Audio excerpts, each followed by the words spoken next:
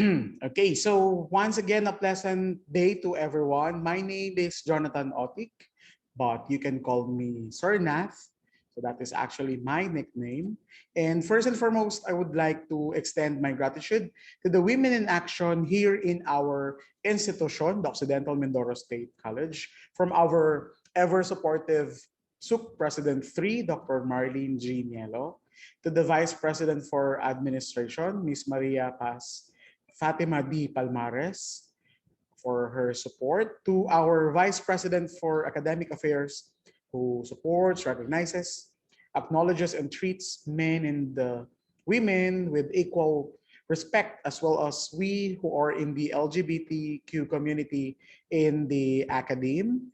Thank you, sir, for the support. Dr. Albert C. Daniol, to our Dean for Student Affairs and Services, Dr. Donna D. Panganiban, and to our Director for Extension, to Ms. Mariol Apple de Claro Ruedas, for entrusting me to be the speaker today for this activity to speak about the basic concepts of God and about the SOGI for tomorrow. To all our unsung women in the institution across OMSC campuses, from the campus director to the unit heads, to the faculty members, and to the employees of Occidental Mindoro State College, for their hard work and for showing the empowerment of women in our institution.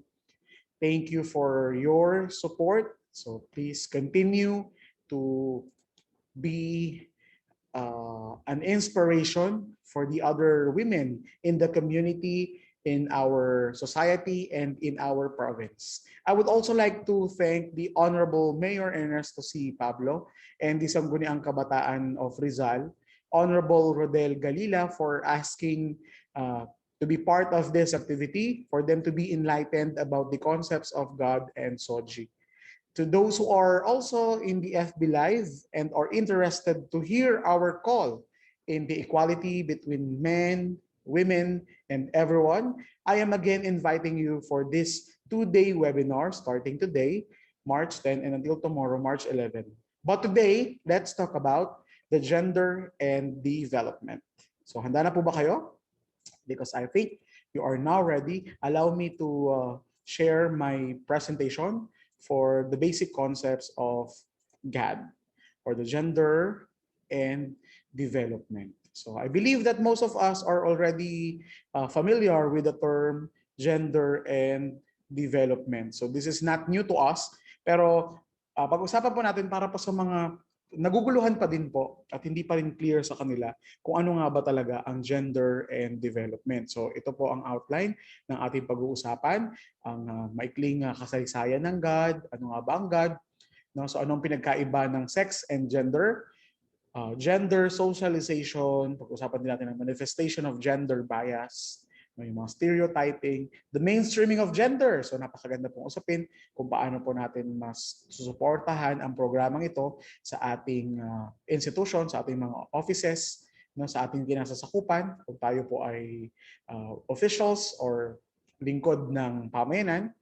And then what should be done and why God? Why do we need to conduct, or why do we have to choose this program, God? So let us all know the brief history of the gender and development. Actually, it all started with 1961 to 1970. Pero before pa po ng decade na ito, no, after the Second World War, before this activity, marami na pong mga movements, no, ang ginagawa ng mga kababaihan sa iba't ibang panig ng bansa para makilala ang kanilang karapatan, no? Sapagkat according to the United Nations, no, during those time, no, mga panahon na yun, ay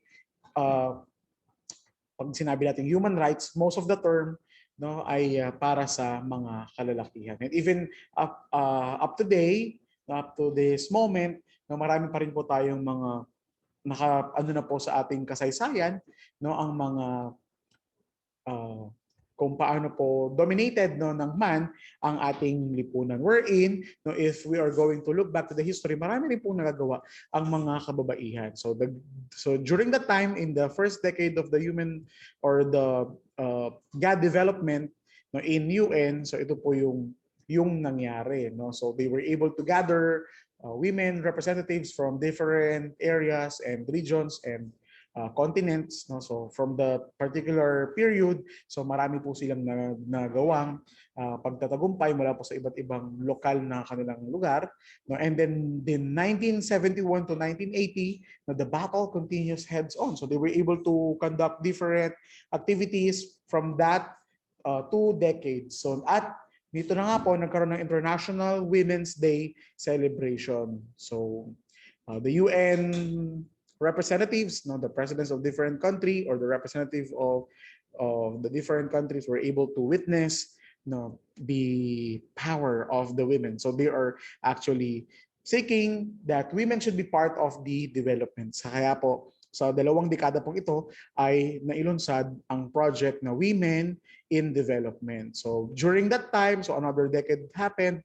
So because of that activity, naging tuloy-tuloy po ang International Women's Day celebration and Declaration of Independence for the Women. They were allowed to vote. No, pinayagan po silang bumoto sa iba't ibang panig ng bansa, no? And marami pa pong nangyari sa pagkilala sa karapatan ng mga kababaihan, and of course, they were also allowed to work, no, to study, no? At kinikilala ang kanilang kakayanan, no? Hindi isang mahinang babae. So marami pa pong kinilala at kaya naman after that another decade no, so in 1990 so nailunsad naman po ang Gender and Development. So what is about the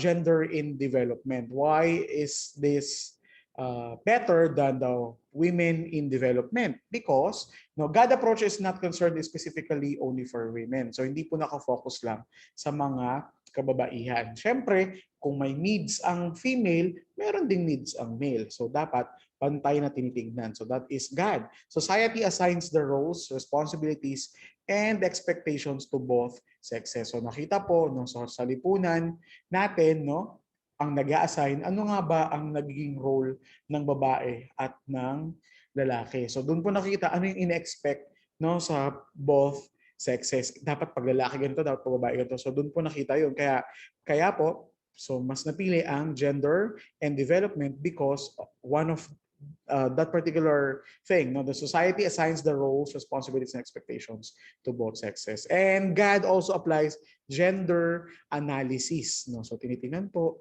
kung the programs implemented in the area where the countries who are members of the United Nations, no, of course, are doing projects no, intended not only for men but for the benefit of both men and women. So what is God? Of course, before God, we are all equally wise and equally foolish.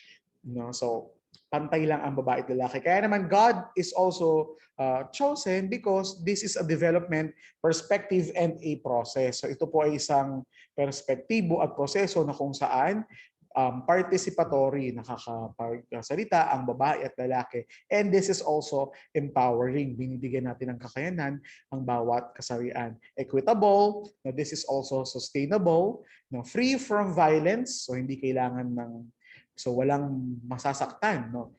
Yan ang tinitingnan ng ating God.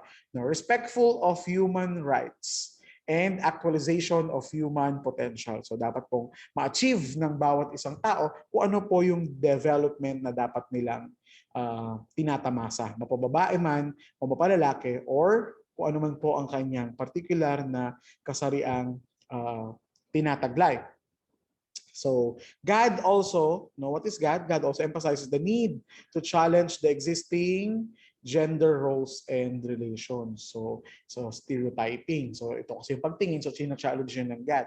No, para tignan ang pantay na kakayanan ng babae at ng lalaki. Focuses on the principle that development is for all. No? So lahat po ay may karapatang umunlad. Hindi lang po ang babae, hindi lang po ang lalaki. Parehas, lahat po ng tao ay may karapatang umunlad, may kapansanan, babae, bata, may edad, no? So lahat, may ngipin, may buhok o wala.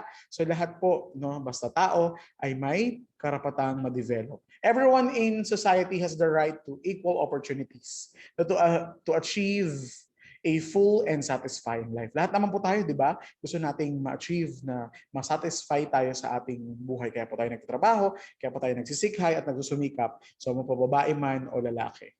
Relationship between men and women. So the God is about the relationship of or between men and women and how it is socially constructed.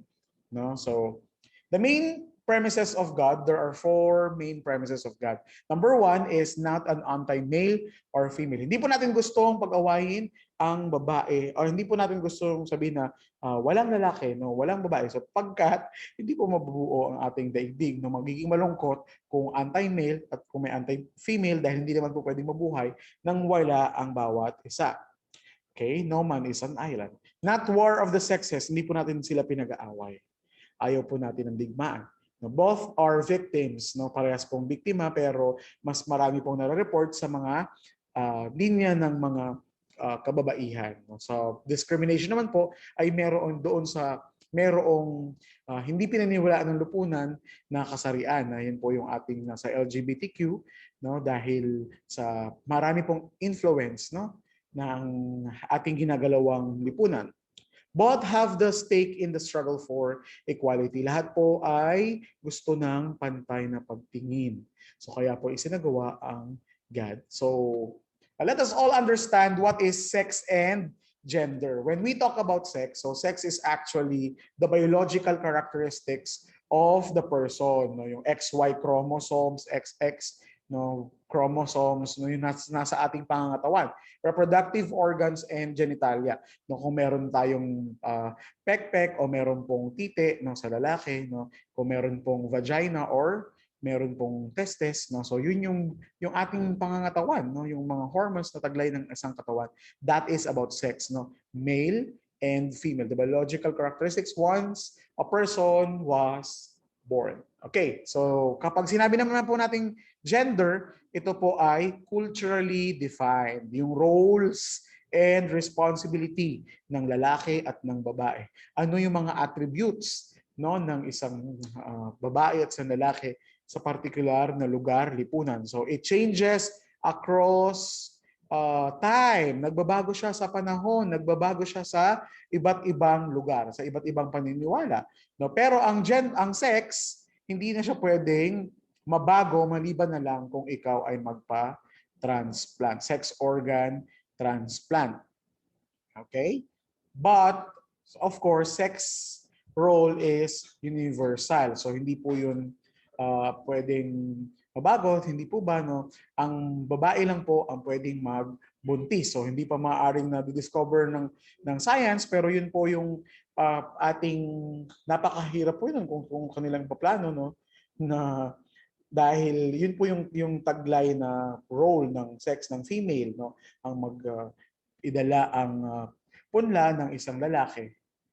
Ang lalaki naman po ay taga-produce ng sperm cell. So hindi po makapag-produce ang mga kababaihan ng sperm cell, kaya po universal ang role na to. Hindi po natin pwedeng palitan. So that is the reproductive role of the male and the female. So that is about the sex. While when we talk about gender, again, so ito po ay nagbabago, no, sa ating lipunang ginagalawan. Halimbawa po, sa Philippines, dati hindi ka pwedeng magsuot ng color na pink. O kaya pag lalaki, pag sabihin bakla, ganyan, yun ang tingin. No, hindi na discriminate. Kapag babae, nag-blue, sasabihin tomboy. No, so na-discriminate. So that is actually the gender. So it is actually changing. Pero ngayon, tanggap na po, no, sa lipunan kapag okay lang na magsuot ng kahit anong color. So ganun po, may mga perspektibo tayo na nababago depende sa panahon. Sa Pilipinas, hindi po nakapalda ang mga lalaki sa isang aktibidad, pero sa Scotland, no, yung kanilang uniform is actually a skirt when the Royal Regiments in Scotland, no, are parading. No, so that is about sex and gender. So again, sex is the biological characteristic, while gender is a culturally defined characteristic of the person. So what is gender socialization? So ano nga bang gender socialization? So bago yun, no, is it fact or bluff? Men should not do household chores, no, because it's an indication of being an under desire, no, kapag no, no, tigasin, si Mr. Tigasain, tigahugas, tigalaba, under desire na daw po. It is wrong for a lady to say I love you first. No, sa babae ang magsasabi yung una ng I love you. Men who wear makeup are gays. No, so pero sa totoong buhay, it's a bluff. It's a bluff. So, sapagkat marami na pong kalalakihan ang nagpa-perform ng mga gawaing pambahay, no, dahil ito po yung kailangan, lalo na po sa isang pamilya, kailangan pong magtulungan. Hindi po nasusukat, no, ang pagiging isang lalaki kapag siya ay gumagawa ng mga pambahay na gawain. Okay? So hindi lang din po ibig sabihin na ang lalaki ang dapat na magtugon, no, ng para buhayin ang family. Okay, so who should say I love you first? Is it the girl or the boy? So syempre po sa iba't ibang kultura, no, sa atin po sa Philippines, no, syempre Maria Clara, no, may hinhin na babae, pero dahil po at nililigawan, no, sineserenade, so napakaganda po ng ating kultura tradisyon. Pero hindi po nangangahulugan na hindi pwede magsabi ang babae na siya ang mauna, no, na magsabi ng I love you, sapagkat kung yun po yung kanyang hayagang nararamdaman, no, maaari niya pong ihag yung kanyang nararamdaman sa kanyang iniibig. Hindi po yun masama. Okay. Men who wear makeup are gay. So, hindi po lahat, sapagkat nakakatulong po ang makeup para ma-enhance yung kagwapuhan ng isang lalaki, lalo na po sa kanilang profesyon, sa trabaho na kanilang ginagalawan, kung artista, model, no, or sa pageant industry. So kailangan po nila ng additional na mag-enhance sa kanilang itsura. O kaya, gusto po nila syempre maging kaaya-aya ang kanilang itsura kapag lalabas ng kanilang bahay. Kaya po, ang mag-makeup ay hindi lang po para sa babae o para sa bakla. Okay? Women are not capable of operating farm machines. Is it fact or a bluff? A man should be the provider in the family. It is the lady's fault when she was harassed because she is wearing revealing dress. Siyempre po, lahat ng yan, it's a bluff. Bluff pa rin po dahil kayang-kaya po ng mga kababaihan, no, lalo na sa panahon ngayon, no, sa iba't ibang panig ng bansa, no, marami na pong patunay, no, na women can also operate the farm machines, no, kung hindi po matutulungan ng lalaki, or kung wala pong lalaki, iba pa po mga studies ay yung mga single parent, no, syempre kailangan po nilang buhayin ng kanilang family. So hindi lang po dapat men ang provider in the family. No, dahil yan po ay pamilya, dapat po ay magkasamang tinataguyod ng mag-asawa, ng babae at lalaki. Okay? It is the lady's fault when she was harassed. Siyempre po, it's a no-no. Hindi po dahilan ang damit. No? There is rape because there is a rapist. So yan po yung nais kong i-reiterate. No? Hindi po dahil yan sa kung ano po ang sinusuot ng mga kababaihan. Kung marumi po ang pag-iisip ng isang tao at gusto niyang gumawa ng masama, wala po yan sa isusuot ng mga nagiging victim na mga babae. Hindi po nila yan ginusto. So mahaba po usapin doon. So kung nais po natin ng iba pang avenue para dyan, no, maaari niyo pong i-request, no, sa ating Gender and Development and Extension Unit ng Occidental Mindoro State College. But for now, let's just discuss the basic concepts of GAD. Okay, so socialization is actually the process by which social norms, roles, and expectations are learned and internalized. So syempre kapag nakikisalamuha tayo, natututo tayo, napakahalaga ng factor nito sa buhay ng tao. Kaya naman po ang gender socialization is actually the process or norms and expectations in relation to gender. So ito po ay natututunan natin ng babae at ng lalaki sa bahay. Simula sa bahay, sa lipunan, no? At nagsisimula po itong ma-acquire ng isang bata nung siya ay bata. Nung tayo po ay in our childhood time. So dun po yan natin na-access. Bakit po? No, because it involves the following institution in developing the gender socialization. So kung bakit po nangyayari yung mga iba't ibang issues, concerns, no, sa ating lipunan because of the gender socialization. Dahil sa bahay po nagsisimula ang lahat, no? Manipulation, no, because we are trying to manipulate, no, kung ano po yung nais nating mangyari sa babae, no, sa lalaki dun sa ating tahanan. No, tayo po mismo ang nagmamanipulate na kapag babae, ito dapat yung magiging gawi, ito yung dapat magiging kilos. Kapag lalaki, magiging doktor siya, magiging engineer siya. So sa atin po mismo nagsisimula na minamanipulate na natin kaagad na ito lang no, nililimit natin. Kapag sinabi po natin canalization, no, so yun din po, pag binigay natin ng laruan ang isang bata, ito ay pambabae, ito ay panlalaki. No? So the way we treat also in that way has an effect. No? Kapag lalaki, bawal mag-Barbie. Pero hindi po natin alam, in some of the studies in psychology, no, may binigyan ng ang lalaki, so nilaro niya yung Barbie ng kanyang kapatid, kinalas-kalas niya. No? So doon na-develop yung creativity. So nakapag-produce ng iba, although kinalas-kalas siya, tinignan niya yung structure. So yung pala, no, in after po na lumaki ng bata, so siya ay gumagawa ng mga iba't ibang mga toys na naging computer, ganyan, no, sa mga games. So siya po ay naging mayaman. So hindi po dapat natin hinahadlangan. No, verbal affiliation, no, tayo po mismo salita kapag sa ating mga salita may power po kasi yan. No, tayo mismo ang naghihinder, no, ng or sa atin mismo nagsisimula na hanggang dito lang babae, hanggang dito lang lalaki. Pag lalaki, pag sabi bawal ka umiyak, no, so tayo po ang nagtatalaga. Pag umiyak ka, bakla ka. But of course, all of us are entitled of our feelings. So hindi porket umiiyak ang lalaki, no, siya ay bakla, no, dahil po kaya po sa lalo na sa atin no, brusko ang pagtingin, no, sa mga kalalakihan, pero hindi po 'yon, no. Kaya po mas magandang alamin po natin, no, ang iba't ibang katangian ng isang tao. Hindi po dapat natin sinusunod sa gusto po natin, kundi kung ano po talaga yung taglay ng isang tao, no, isang bata. No, verbal affiliation, no. So tulungan po natin sila, pero sa verbal affiliation po, no, tayo po ang yun na nga, tayo ang nagtatrato sa kanila. No, activity exposure. Kapag babae ay hindi pinapayagan lumabas ng bahay, magpa-pageant yan paglaki. Pag lalaki, hindi, mo yan siya madapat-dapat siya masugat-sugatan.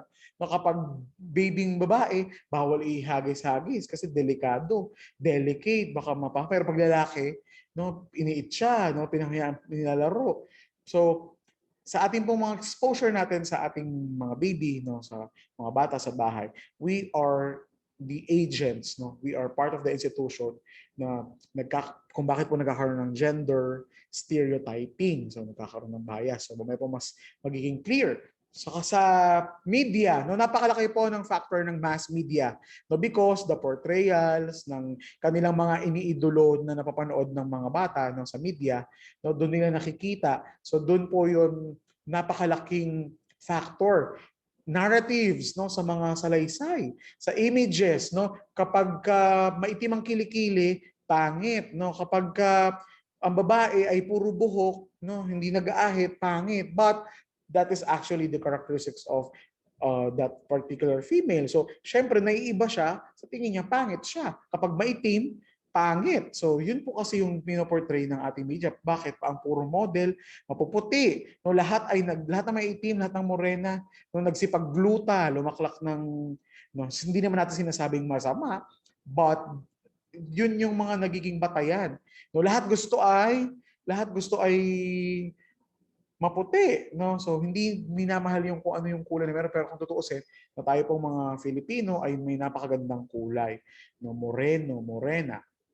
The images. Bakit kapag before, no? Before, bakit kapag mga produkto ng mga alak, no? Laging babae ang model, babae naka-bra tsaka panty. So anong meron? So today, no, marami na po nagawa yung mga different agencies who are fighting for the rights of the women. No? So kung mapapansin niyo sa mga commercial, hindi na katulad noon. No, na ganun, puro mga calendar models, no, mga naka-bra panty, no, ganun. But din lalaki, pwede rin naman sila. Ano sila, no? Swimwear. No, performers, no, doon sila tumitingin kasi yung nakikita nila tapos pinapanood pa yung daily activities, no? So, yun yung kanyang routine, ganito, ganyan.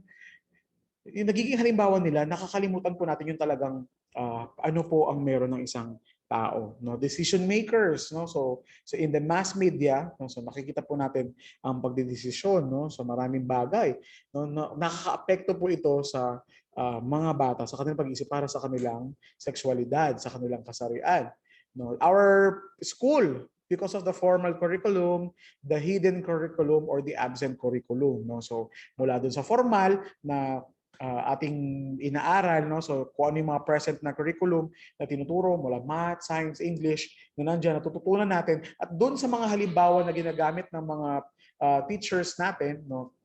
Halimbawa, nung unang panahon, no? Although ngayon po ay marami ng changes, no? Sa words, no? Sa mga textbooks, sa mga pictures, sa mga examples na makikita sa lahat ng asignatura, no? So marami pong changes in able to realize the rights of both male and female. So maganda pong indikasyon yon, no? However, there are hidden curriculum as well, no? Sa halimbawa, sa school, sino madalas na inuutusan, no? Syempre natututunan ng bata diyan na yung hidden curriculum, yung maagang pagpasok o kaya sumisipag sila kapag nandoon sa paaralan, pero although sa bahay nila hindi sila ganoon kasipag, no? Nauutusan natin sila, no? Dahil natutuwa tayo pagka inuutusan sila, so mas magiging maagap sila sa susunod, gusto nila sila yung uutusan ulit, no? So they are learning to be punctual, they are learning to be responsible.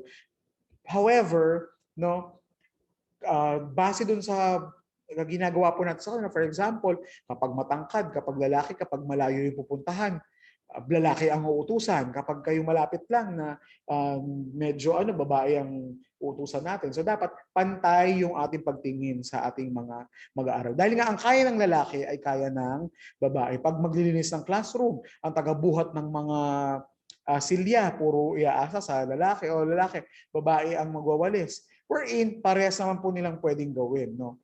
Parehas sa pwedeng kayang gawin ng lalaki at babae. Yung ganung bagay, hindi naman po sila pinapag-construction worker sa paaralan. No? Although, kapag sinabi natin construction worker, pwede rin po ang mga babae na magtrabaho. No? So, yun nga po, ang sinasabi natin dito sa paaralan, no, may mga gawi pa rin po tayo na we are not aware that is actually we are responding to the gender stereotyping.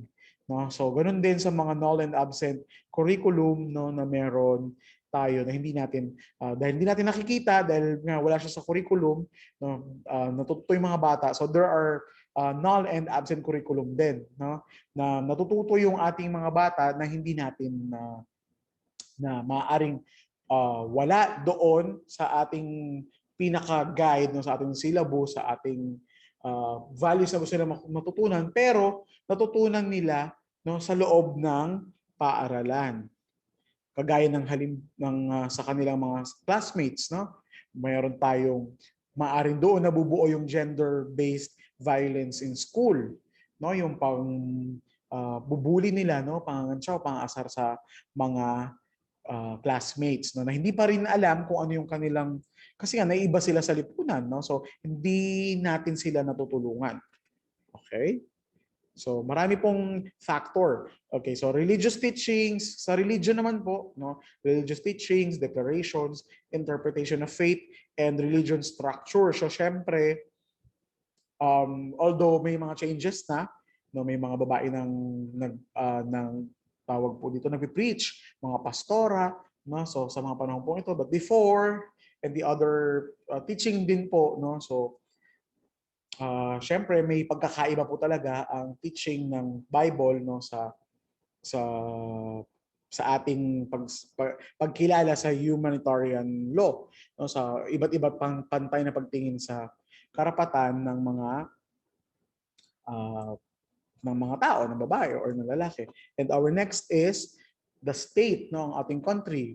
No, the policies, the laws, the principles and commitments. So gaano ba sumusuporta ang ating bansa no, sa karapatan ng mga babae at ng lalaki. Meron ba din sa LGBT, no? So doon po nakakaapekto itong mga factors po ito, itong agents na to, institution. No? Kasama din po syempre sa polisiya, yung ating mga munisipyo, probinsya, at barangay. So lahat po tayo ay mayroong impact kung bakit po nagkakaroon pa rin ng violence or ng stereotyping when it comes to gender sa ating lipunan.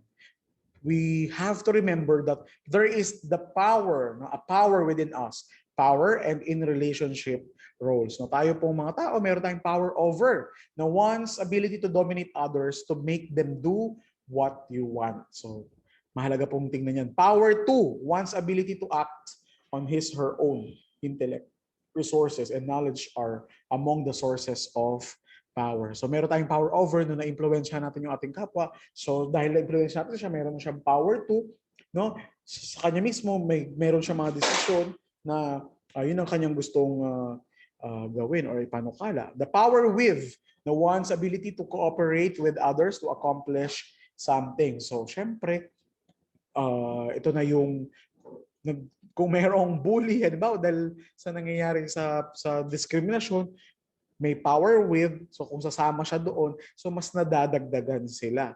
Okay? So power within, it is related to person's sense of self-worth, self-knowledge. The ability to recognize individual differences, it allows people to recognize power to and power with. So dahil sa mga kanya dating dinadanas, no, na-recognize ng isang individual na, oy, may pinagkaiba sila, parang mas sinunod ako ni ganito, parang mas gusto niya yung aking panukala. So, tendency, no, yung mga maaring mali niyang nagawa because of that, because he discovered his power din, no, siya naman yung magpa-power over. So kaya po kung lahat po ng ating ginagawa, no, is not against with the concept of God, no, we are actually realizing that everybody is equal, the power and the relationship roles that within us will surely help us, no, to attain equality to all race, no, to all forms, to all human race, no, LGBT, no, mapababae, lalaki, no, mabata or matanda. Okay? So, gender roles, no, sex roles is the general set of expectations attached to being a man and a woman. So, ano yung ginagampanan ng sex roles, no? So, that is a universal role kapag man and the woman. Gender roles, these are learned behaviors, again, no, the attitude, the rights, and responsibilities in a given society assigned to male and female. So ito yung nakikita sa lipunan na gawain ng isang pagkababae o isang lalaki. No, in the world of work, so this is the stereotyping. No, so syempre gender roles kapag male, no, productive, no, so ito yung pag-produce ng mga kailangang suporta sa family, no, para pag may kita, no, dahil nahaligi ng tahanan yung ating kinalakihan. Now, female is only for the reproductive. So, nandyan yung pangangalaga, yung ating pag-nurture, no? Doon lang sa bahay, doon lang sa ano. No? So, that is actually the stereotyping of the gender role. So, yun yung ating tinitignan. No? Community role. So, ito na yung inassign ng ating lipunan na nagagawa, no, ng isang babae at ng isang lalaki. That's why this is actually also changing. So, syempre, sa reproductive role, kapag productive role kasi, ito lang yung mga bayad na syempre sumisweldo.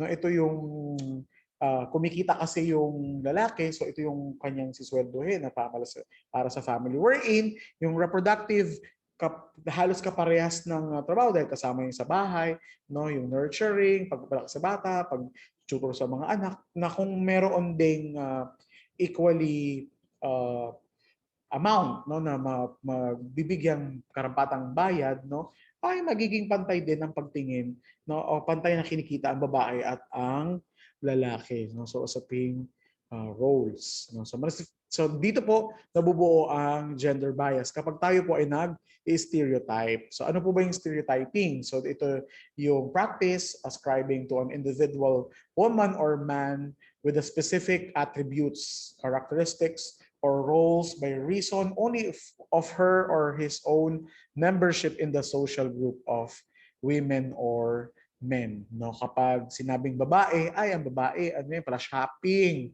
no, pala bili. No, ang babae ay mahina, marupok, no, ang babae ay delicate, no. So ang puso ay malambot. Kapag lalaki ay nako, yan ay ano, fear mag-decide. No? Ang lalaki ay para sa sports. Ang lalaki lang dapat ang kumikita. Ang lalaki dapat ang doktor. So these are the stereotyping. We are assigning uh, the roles, or ito yung dapat niyang ikilos, ito yung dapat niyang galawin.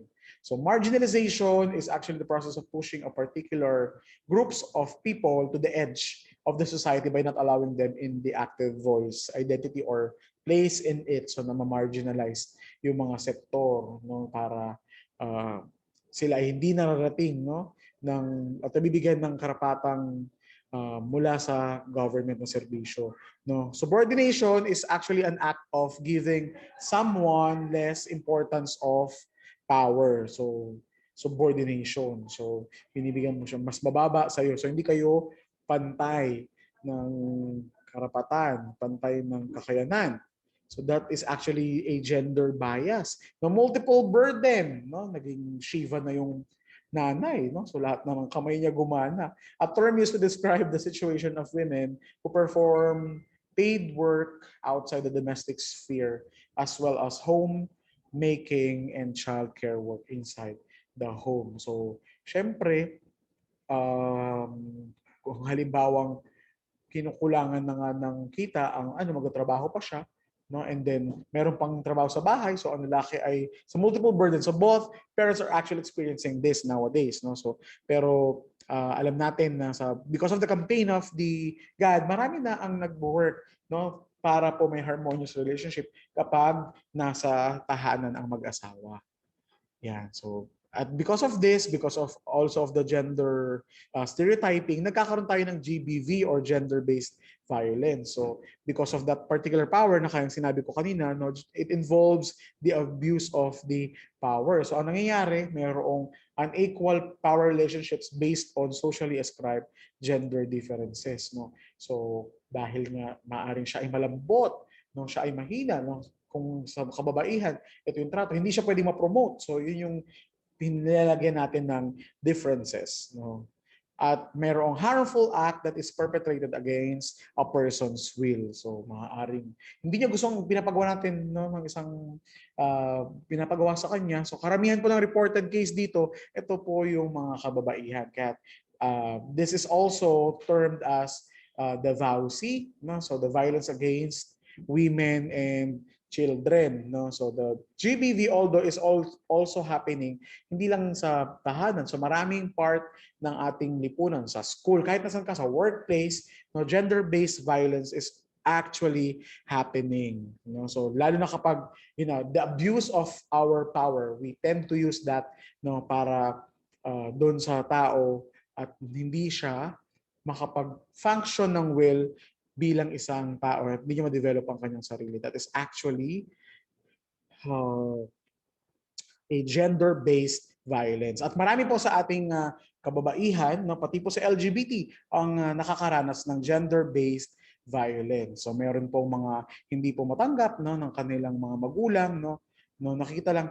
Ang hirap po kasi sa pananaw, no, ng kapag tayo po kasi naka-stereotype, ang tingin lang po natin na kapag lalaki dapat brusko. Although ngayon po sa mga panahon na to, no, may mga lalaki po talaga na hindi po talaga macho hindi talaga, pero lalaki po sila.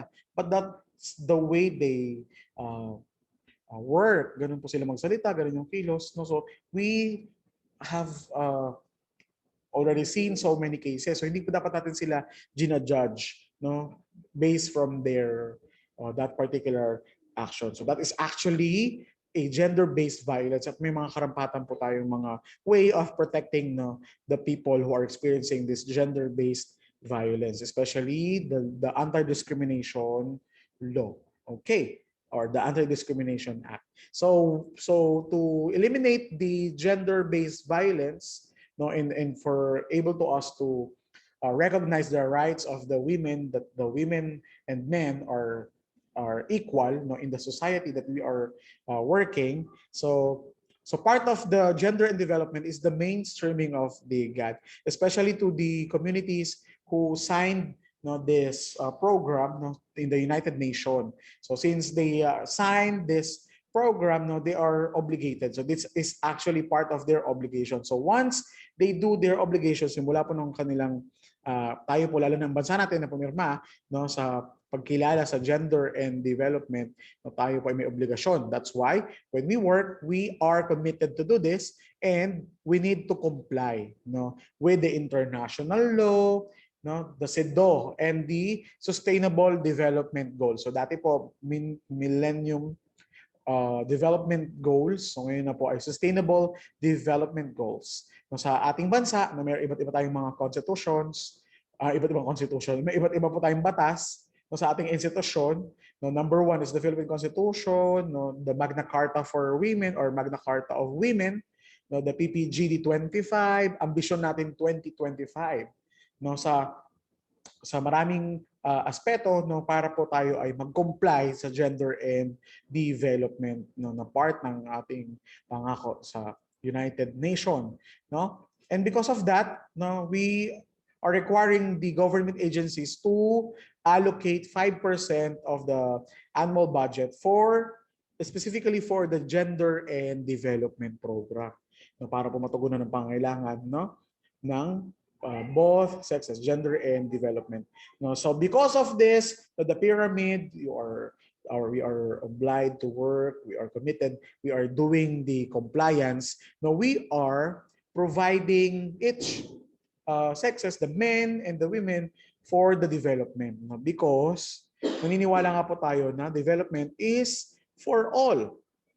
Pero kayo po, nasaan na po ba kayo na aspeto sa pagkakataong ito? Nasaan na kayo? No, so are you a gender blind, no, gender aware, gender sensitive, gender responsive, gender fair, or gender accountable? So kapag sinabi po nating gender blind, these are those who are failure to recognize the roles of men and women ascribed to or imposed upon social, cultural, economic, and political. So hindi mo nakikita no yung pantay na role ng babae at ng lalaki no at nasa LGBT nasa marginalized sector no. So you are a gender blind. If you are a gender aware, you have an ability to see no, the society from the perspective of gender roles and understand how this has affected women's needs in comparison to the needs of the men. So nakikita natin na ay may kakailanganin ang mga kababaihan. So you are aware. So nakita mo na ay may karapatan. So aware ka lang, no? But you are gender sensitive if you are aiming no, at understanding and taking into account the societal and cultural factors involved in gender-based inclusion and discrimination in public and private organizations. So, hindi mo pinapayagan no, na ma-discriminate no, ang karapatan ng babae at ng lalaki. You are gender sensitive. You are also acting on it. No? So, pinaniniwalaan mo or you are also not an advocate, you are sensitive in a sense na kapag alam mo na mali itrato na ganito ang isang lalaki, ang isang babae, no? So, or the LGBT. Okay? So that is gender sensitive. You are not discriminating them no? In the public and private organization, kahit saan ka man. Now, gender responsive no, requires process of overcoming historical gender biases. So, sige, sensitive nga, in a sense, pero may mga paniniwala ka pa rin na hindi mo binabali, no? Katulad ng sasabihin na ay kasalanan ng babae dahil ang iksi-iksi ng kanyang panuot o kaya ay di yan kaya ng babae kasi lalaki lang makagawa. O ay di yan kaya ng lalaki, babae lang makagawa niyan. So that is not actually a gender responsive, no? So you are overcoming historical biases. And what to do is you plan, integrate measures to promote gender equality and women empowerment. You are also helping the women to be empowered. Pininiwalaan mo ang kanilang kakayanan. No? Hindi yung tuwing Women's Month lang, no, na-recognize mo sila, sige, bigyan ng pagkakataon mga babae. No, hindi yun ang gender responsive. But you are promoting gender equality sa buong taon. No? Gender fair, na state of equal ease of access to resources no, regardless of gender. Kung ano man ang kanilang regardless of gender. no, male, female, feminine, masculine, no, LGBT, the state of valuing different behaviors, needs, aspiration, and etc.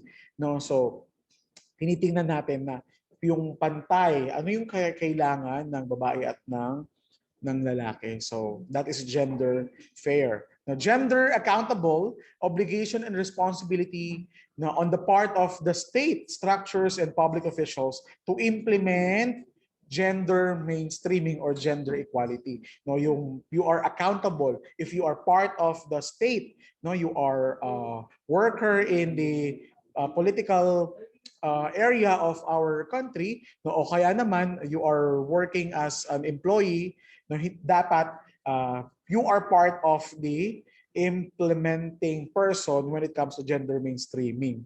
No, so sa lahat, no, sa pag-access ng mga resources needed by the women and men, katrabaho mo o kliyente ninyo, so dapat you should know how to deal with it. No, so you are giving them equal opportunity. So that is the how do I say this?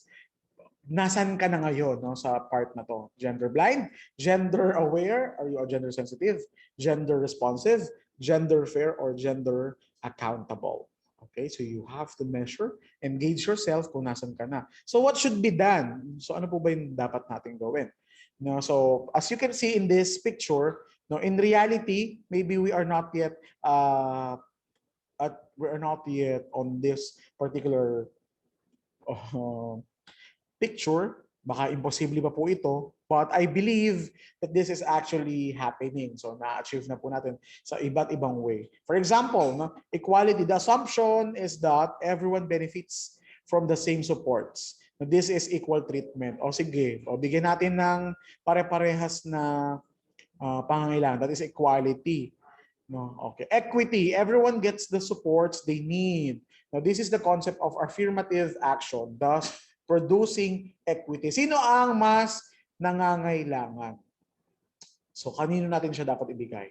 Okay? So, if you are working in the government or in the private institution, you should take a look with this. This should be done. Now, justice, all three can see the game without supports or accommodations because the cause of the inequity was addressed. The systematic barrier was removed. No? Halimbawa kasi ito, hindi niya makita yung kanyang pinapanood. Halimbawa, sa totoong buhay, no? So ito yung mga hindi maka-access, no, sa ating mga pangailangan. No? Pero because of equality, so binigyan natin sila ng pare-parehas lang na pantay-pantay. Kaya hindi natin min-measure lalaki, babae, no, tomboy, bakla, no, so bisexual, no, so asexual, so hindi natin tinitingnan kung anong needs, so para basta lahat mabibigyan. Okay, equity. So ito, bibigyan natin ng access kung sino yung mas lubos na mas nangangailangan. Okay, so justice, tinanggal na natin yung barrier. So these are the stereotype, no? Tinanggal na natin yung barriers na humahad lang para ma-achieve yung lahat ng pangangailangan. So again, don't just tell a different version of the same story. So kayo po na nakikinig ngayon, no? So make it, no, your story the same with what is experienced by the other. So dahil mayroong equality, so katulad dito may butas, nakikita niya siguro yung nagbe-baseball or whatever game is that, pero syempre iba yung perspective niya sa kanyang nakikita dahil hindi katulad dito na nakikita niya yung buong lahat na nandyan, no? Ito medyo pero at na-review niya pa rin yung because although that is equality, no, merong ibang storya siyang maikukwento. Although we really have different experiences sa mga bagay-bagay, pero sa opportunity, no, sa ating mga karapatan, no, when we have the equity, no, the access, no, hindi niya na to kailangan, no. So when the government look for that particular perspective, no, so kasi dapat na inaalis yung kamag-anak ko siya yung priority, dapat hindi, di ba? So dapat lahat tinitignan na patas kung sino yung mas nangangailangan, no? Liberation, no? You are again removing para lahat, no, lahat they could tell the same story. So sana po lahat po tayo ay maging instrument on providing the liberation to men, women, and everything in between, because we have the right, no, for the development. So why God? Sabi nga ni Chris, no? Because God, because it sharpens focus on the development on people. Ang development ay para sa lahat ng tao. Enhances the capacity of men and women to contribute to the achievement of the development goals. So para po ma-achieve ang ating development goals ng bawat isa, no? So kailangan tulungan natin sila sa pamamagitan ng God. So dahil merong equal and equity. Okay, reduces social inequities that stem from unequal gender relation, no? So yun na nga po, no? So inaalis, no? Totally aalisin, no? So that is actually our goal, to remove, no, inequity, no, na nag-i-stem dyan yung unequal gender relation. Again, because, why God? Because God is very faithful to the principle that the development is for all, para sa lahat ang development, lahat ng tao. So that ends my presentation. That's all, folks. So we are celebrating our 2021 National Women's Month celebration. Now, we make change work for women. So with the theme, Wana laban sa pandemya, kaya. No, so bukod po sa pagkilala ng ating mga kababaihan, lalo na po sa March, ngayong buwan ng March, no, sama-sama pa rin po tayong every month, every day, nakilalanin ang karapatan ng bawat isa. Because the development is for all. So pantay-pantay po tayong lahat. So maraming salamat po sa inyong pakikinig. So see you again tomorrow. Thank you so much. Bye!